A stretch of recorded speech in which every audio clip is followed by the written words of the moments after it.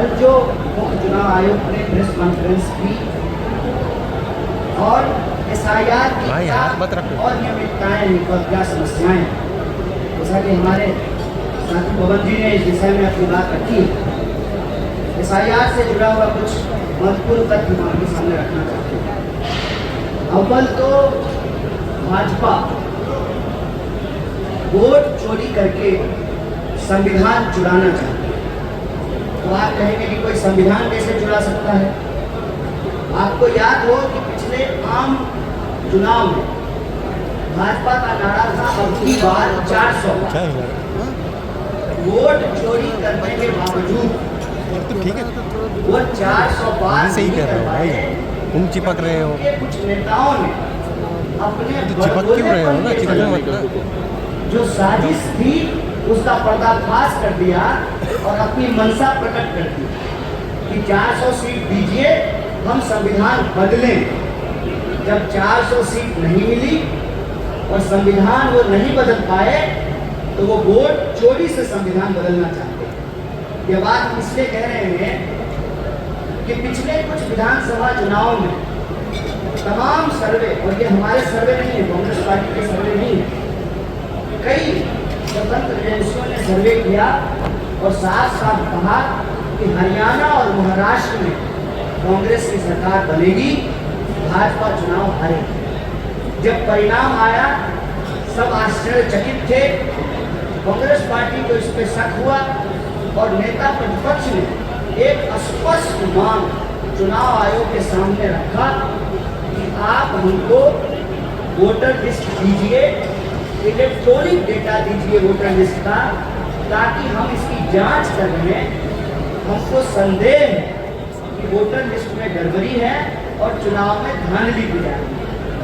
आपको याद होगा कि कई महीने बीत गए और चुनाव आयोग बार बार प्रेस कॉन्फ्रेंस करके ही ये कहती रही कि वोटर लिस्ट में कोई गड़बड़ी नहीं, बिल्कुल साफ है, शुद्ध है, स्वच्छ भारत अभियान की तरह है हमारा वोटर लिस्ट। और आज मुख्य चुनाव आयुक्त प्रेस कॉन्फ्रेंस करके कह रहे हैं कि जो वोटर लिस्ट में गड़बड़ी है उसी गड़बड़ी की सुधार के लिए हम SIR कर रहे हैं। फंस गए लोग। मंशा जब ठीक नहीं हो तो कितनी भी बात पटुता हो, चालाकी हो, मीडिया का मैनेजमेंट हो, सरकार का समर्थन हो, भैंस पानी में जाती है। ये भैंस की प्रवृत्ति है और इस बार चुनाव आयोग पूरी तरीके से फंस गई है। इसके 4 बिंदु हम आपके सामने रखना चाहते हैं। पहला कि चुनाव आयोग अब खुद कह रही है कि वोटर लिस्ट में गड़बड़ी है। इसका मतलब आज से कुछ महीने पहले चुनाव आयोग झूठ बोल रहा है कि वोटर लिस्ट में कोई गड़बड़ी नहीं। दूसरा, जब अपने सोच से नेता प्रतिपक्ष कांग्रेस पार्टी इन गड़बड़ियों को उजागर की सबूत के साथ, तो गलती स्वीकार करने की बजाय चुनाव आयोग कह रही है कि हलफनामा दीजिए। चुनाव आयोग साहस दिखाओ, पहले अपना कागज दिखाओ। ये आपका ही दिया हुआ कागज है और अगर आपने तय कर लिया है, कल हम चुनाव आयुक्त का प्रेस कॉन्फ्रेंस सुन रहे थे, ऐसा लग रहा था जैसे भाजपा का कोई प्रवक्ता बोल रहा, किसी भी सवाल का जवाब नहीं दिया गया।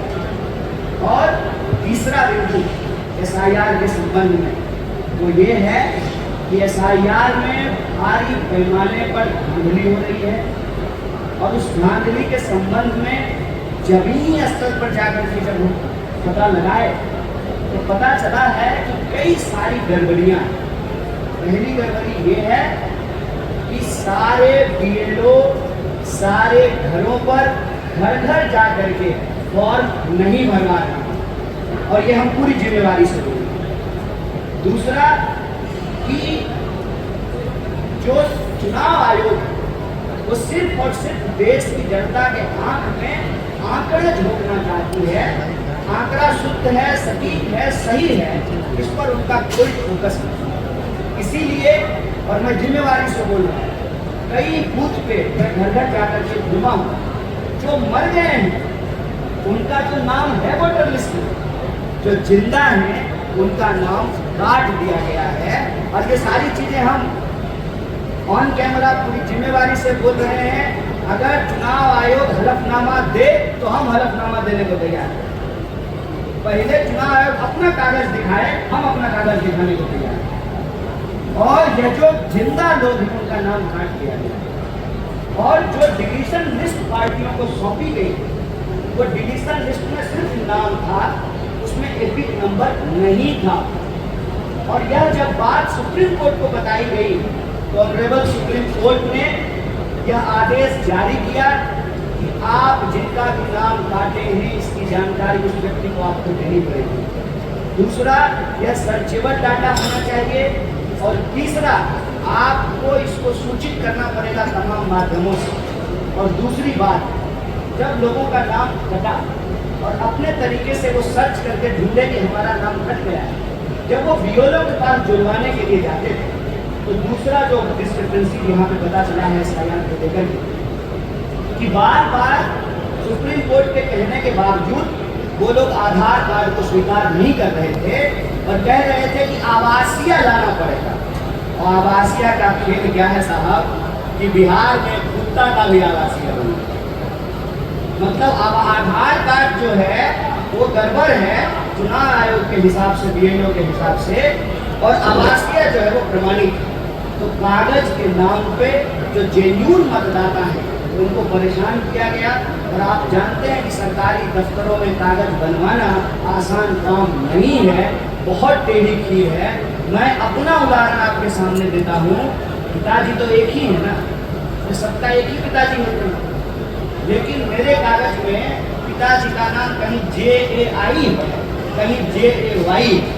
मतलब ये तो नहीं है ना कि दो पिताजी तो एक ही हैं। और इस छोटी सी गलती के चलते जो आम मतदाता हैं, जेन्युइन मतदाता हैं, उनको परेशान किया जाता है। इसी से संबंधित एक और महत्वपूर्ण विषय तो ये है कि अगर आप पहले से मतदाता हैं तब आपके लिए फॉर्म 6 भरना जरूरी नहीं है। आप 7 भरेंगे, आप 8 भरेंगे, लेकिन भरने से फॉर्म 6 जो है वो भरवाया जा रहा है। नतीजा ये है कि एक व्यक्ति के कई एपिक नंबर जारी होंगे। इस विषय पर जब हम लोग पड़ताल किए तो बड़ा इंटरेस्टिंग चीज पता चला कि SIR को लेकर के चुनाव आयोग ने पूरे बिहार में ये भ्रम फैलाने की स्थिति की कि सिर्फ ये नाम काटने का कार्यक्रम है। SIR सिर्फ नाम काटने का कार्यक्रम नहीं है, सबके मुंह पे ये डेटा अवेलेबल है कि 65 लाख लोगों का नाम काट दिया गया। हम चुनाव आयोग से पूछना चाहते हैं कि 65 लाख लोगों का नाम आपने काटा, कितने महीनों के एक्सरसाइज के बाद आपने कितने लोगों का नाम उसमें जोड़ा है, इसका डेटा आपको प्रकाशित करना चाहिए। SIR सिर्फ और सिर्फ काटने का नहीं, जोड़ने का भी कार्यक्रम है और चुनाव आयोग के पास इसका कोई डेटा नहीं है। आखिरी बिंदु, ये सब देख करके यही समझ में आता है कि चुनाव आयोग की मंशा साफ नहीं है। चुनाव आयोग इस देश के सर्वोच्च नेता जो अपने आप को कहते हैं, उनका चेहरा चमकाने में ज़्यादा बिजी है। चुनाव आयोग का ध्यान शुद्ध मतदाता, सटीक और साफ मतदाता सूची बनाने में नहीं है। हम चुनाव आयोग से मांग करते हैं कि अगर आपकी मंशा साफ है तो आप सही डेटा प्रकाशित कीजिए, शुद्ध वोटर लिस्ट तैयार कीजिए और SIR के नाम पर जो पहले वोट चोरी से सरकार चुराने की कोशिश की गई, आज SIR के माध्यम से सीना चोरी से सरकार चुराने की कोशिश की जा रही है। और आखिरी विषय कि अगर सरकार ही चोरी से बनेगी तो क्या जनता का काम ईमानदारी से होगा? और जनता का काम यदि ईमानदारी से नहीं होगा तो आप हमें बताइए, इस देश की गरीब गुरबा जनता जिसके पास एकमात्र अधिकार है वोट का अधिकार, जिसके बदौलत वो अपने रोजी रोटी, कपड़ा, मकान, शिक्षा, स्वास्थ्य, बिजली, पानी और अधिकार की रक्षा कर सकती है, उस जनता के सामने क्या विकल्प है? मसलन अगर सरकार ही चोरी से बनेगी तो नेता को क्या फर्क पड़ता है? वो क्यों जनता की बात को सुनेंगे? उनको जब मालूम है कि जब चोरी से ही प्रधानमंत्री और मुख्यमंत्री बनना है तो वो जनता के सवालों को क्यों सुनेंगे। चोरी से बनी हुई सरकार जनता का काम ईमानदारी से नहीं करेगी। इसीलिए हम बिहार की जनता से अपील करते हैं, SIR वोट चोरी का एक सीधा तरीका है, ये सीना जोड़ी है, इसके खिलाफ अपनी आवाज को बुलंद कीजिए। वोट का अधिकार रहेगा तो आपका रोजी रोटी का अधिकार भी बचेगा। जब सरकार बनेगी ईमानदारी से तभी तो माई बहन योजना लागू होगा, तभी तो नौजवानों को रोजगार मिलेगा, तभी तो जो है लोगों को पेंशन मिलेगा, तभी तो किसानों को उनकी फसल का दाम मिलेगा। इसीलिए वोट चोरी के खिलाफ यह लड़ाई लोकतंत्र बचाने की लड़ाई के साथ साथ लोगों के अधिकार और उनके जो मुद्दे हैं उसको बचाने की लड़ाई है। मुझे पूरी उम्मीद है जिस तरीके का साथ और समर्थन मिल रहा है, यही वजह है कि बौखलाहट साफ साफ नजर आ रही है चुनाव आयोग में भी और भाजपा में भी, क्योंकि जन समर्थन हमको मिल रहा है। और हम चुनाव आयोग को कहते हैं कि या तो साफ सुथरे तरीके से चुनाव कराइए, पारदर्शी तरीके से वोटर लिस्ट बनाइए, वरना चुनाव लड़ाने का काम छोड़ करके, इनडायरेक्ट बेईमानी का काम छोड़ करके डायरेक्ट आ जाइए और सीधे चुनाव आकर के लड़ लीजिए। बहुत बहुत धन्यवाद।